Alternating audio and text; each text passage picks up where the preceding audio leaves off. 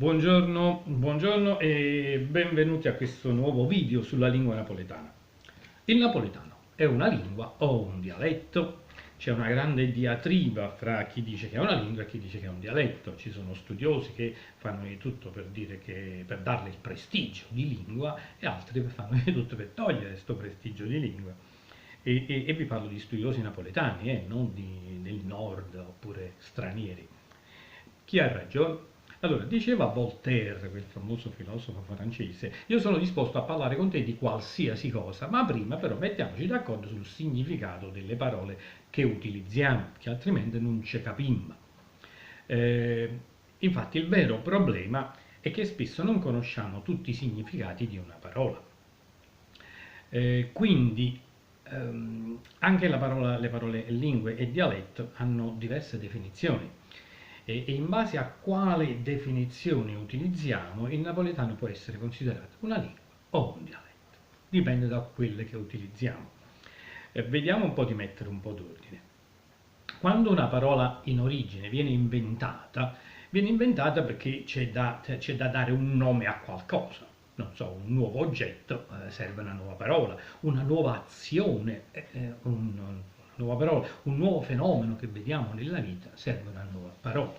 Quindi bisogna inventare una parola, se ne inventa una e quell'oggetto, quell'azione si chiama così. Poi col tempo a quella stessa parola vengono dati degli altri significati, quindi ci ritroviamo che inizialmente il significato è uno, ma poi col tempo ne ha 7, 8, 9, 10, 15. E la parola lingua inizialmente aveva un solo significato. Comunque, prima c'è da dire che la parola lingua è latina, viene dal latino e quando fu inventata per dire pezzo di carne che sta nella bocca, la lingua, che poi si mangia pure quella di bue. Poi col tempo, poiché questo pezzo di carne che sta nella lingua è indispensabile per pronunciare parole, è stata detta lingua anche lo scritto sistema linguistico di una comunità. Ogni comunità ha dei suoi suoni che escano sbattendo sta lingua, per cui c'è una sua parlata, un suo idioma che è detto lingua. Ogni comunità, ovviamente, parlando in una maniera, ha una lingua.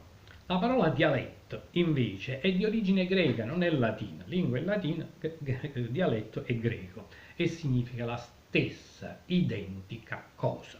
Quindi, dialetto e lingua sono la stessa cosa in due lingue diverse. Eh, Poi col tempo, chissà perché, diciamo così, hanno attribuito a queste due parole dei significati diversi. Quindi sono scritte. La lingua è scritta, il dialetto è parlato. La lingua ha una vasta letteratura, il dialetto più limitata. La lingua segue delle regole ben precise, il dialetto ognuno lo parla come gli pare e piace. La lingua è elegante, il dialetto molto più popolare. La lingua ha un vocabolario molto ampio, il dialetto ce l'ha più limitato. La lingua è una, i dialetti sono tanti, eccetera, eccetera. Molte definizioni. Fino a che la linguistica moderna, 800-900, ha stabilito che è detto lingua il sistema linguistico utilizzato ufficialmente nell'intera nazione. In tutta l'Italia ufficialmente è utilizzato soltanto l'italiano. Quindi esiste solo la lingua italiana in Italia, come lingua è definita italiana soltanto quella che sto parlando io adesso con voi. Quella che si usa nei documenti, negli atti ufficiali, nella politica, che viene insegnata obbligatoriamente nelle scuole e che tutti gli italiani devono capire, parlare e possibilmente anche scrivere. Mentre invece è detto dialetto il sistema linguistico non ufficiale è in uso solo in una delimitata area geografica della nazione.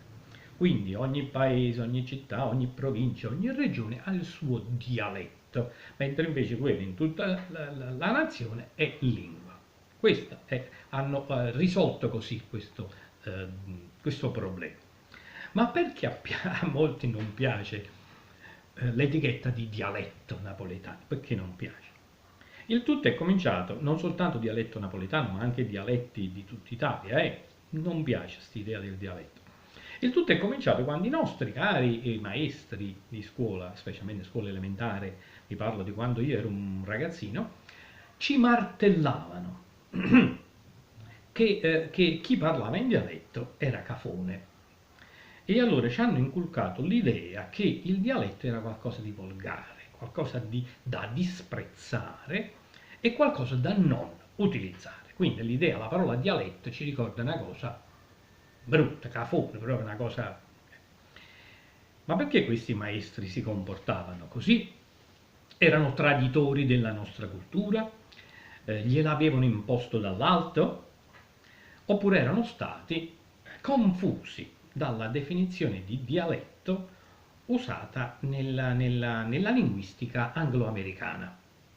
Inghilterra, America, Sudafrica, Australia, per cui tutti quelli di lingua inglese hanno questo concetto di dialetto. Per loro la parola dialetto significa modo corrotto e sbagliato di parlare l'inglese. Modo corrotto e sbagliato di parlare l'inglese. E hanno ragione, perché? Perché la loro lingua madre è l'inglese, la loro lingua è l'inglese. Facciamo un esempio, se una comunità di inglesi se ne va a vivere in un paesino sperduto dell'America o dell'Australia e la loro parlata nel tempo viene influenzata dalle altre parlate vicine, di conseguenza la loro parlata, questo loro inglese, si corrompe, si altera. Quindi col tempo rientra nella definizione modo corrotto e sbagliato di parlare l'inglese. Loro va benissimo. Ma il napoletano non è un modo sbagliato e corrotto di parlare l'italiano. È tutta un'altra cosa. Come tutti sappiamo, piccola storiellina, come tutti sappiamo, la nostra lingua nazionale, l'italiano, è il fiorentino. Noi stiamo utilizzando il fiorentino come lingua nazionale. Il napoletano non è una lingua figlia del fiorentino. Tutt'al più, se vogliamo considerare che il napoletano e il fiorentino siano figlie del latino, dovremmo dire che il napoletano è una lingua sorella del fiorentino, non una lingua figlia del fiorentino, per cui non è un modo corrotto di parlare il fiorentino, sono due lingue che camminano pari pari. Non solo, dovete sapere una cosa buffissima, che il primo dialetto scritto in Italia era il siciliano, poi venne il bolognese e poi il fiorentino. Quindi il siciliano non può essere un modo corrotto di scrivere o di parlare il fiorentino, è venuto prima, per cui c'è qualcosa che non torna in questa logica. E poi il sardo, che è completamente diverso dal fiorentino, non c'entra niente. Come possiamo dire che il sardo è un dialetto del fiorentino? Per cui c'è qualcosa che non va. Poi c'è stata un'altra cosa buffa, che il napoletano nel 400 sotto gli aragonesi era la lingua ufficiale del regno, gli atti ufficiali si scrivevano in napoletano. Poi cambiando il governo, finendo gli aragonesi, vennero i viceré e successero altre cose, non è stato più utilizzato ufficialmente. E adesso che è successo? Che si è ritrovato retrocesso a dialetto. È buffa sta storia. E quindi il napoletano, in base a come va il governo o a una lingua in generale, in base a come va il governo, una volta è lingua e una volta è dialetto. Buffa sta storia, molto buffa. Però la riflessione mia è questa: se proprio questa è la regola, che in base a come va il governo una parlata si ritrova a essere a volte lingua e a volte dialetto, allora prepariamoci a un colpo di stato letterario. Perché? Perché la politica europea sembra indirizzarsi verso la globalizzazione di tutto. Quindi non è escluso che prima o poi ci imporranno la lingua inglese come lingua nazionale d'Europa. E automaticamente anche la lingua di Dante verrà retrocessa in serie B e diventa dialetto. Non è una cosa piacevole. Un'ultima cosa, volevo dire che il fatto che gira in rete la storia che l'UNESCO ha finalmente dichiarato il napoletano come lingua, non come dialetto. Non è vero al 100%. La verità è che l'UNESCO si è resa conto che stava utilizzando la definizione inglese di dialetto per le lingue italiane. Ma finalmente, comprendendo che non si adattava quella definizione alla nostra, ha detto no, no, aspetta, aspetta, allora in Italia ci sono altre lingue a parte l'italiano.